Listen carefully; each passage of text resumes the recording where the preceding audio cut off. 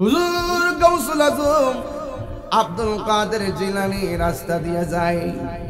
রাস্তার ভিতরে ডাকাতের দল ধরলেন, অল বডি চেক করলেন, কাপড় চোপড় চেক করলেন, কিন্তু বডির মধ্যে কিছুই খুঁজে পাই নাই। এবার ডাকাত দলেরা বলে যান, চলে যান। এবার আব্দুল কাদের জিলানী বলে, ও ডাকাতের দল, ও আল্লাহর বান্দারা, আপনারা আমাকে চেক করেছেন, আপনারা আমার গায়ের মধ্যে কিছুই খুঁজে পান নাই, কিন্তু আমার কাছে কিন্তু অনেকগুলো মুদ্রা আছে, আমরা তো চেক করলাম পাই নাই।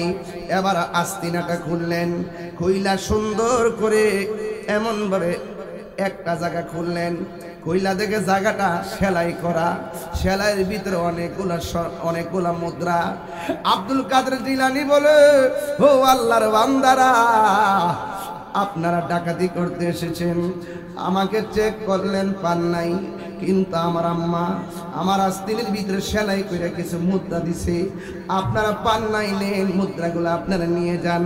এবার ডাকাত দলেরা তাদের একটা সর্দার আছে, ওই সর্দারের কাছে যাইয়া কয়, ও হুজুর, জীবনে কত ডাকাতি করেছি, আজকে একটা এমন লোক ধইরা আনছি, তারে অল বডি চেক করে কিছু পাই নাই, কিন্তু তার আস্তিনের ভিতরে যে মুদ্রাগুলো আছে, মুদ্রাগুলো তার মা সেলাই করে দিছিল, এই জন্য সে নিজে তার মালগুলা দিয়া দিছে।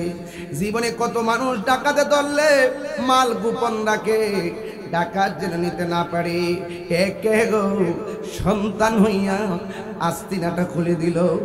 এবার এই ডাক দিয়া কই, নেন, এই ছেলেটাকে নিয়ে এসেছি। ডাকাত ডাক দিয়া কয়, হুজুর, ও আব্দুল কাদের জিলানী, আপনার মতো এমন সত্যবাদী আমরা কোনোদিন দেখি নাই।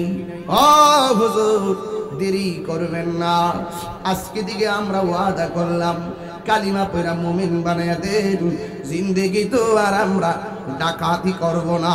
চিৎকার মেরে কি আল্লাহু আকবার বলা যাবে না?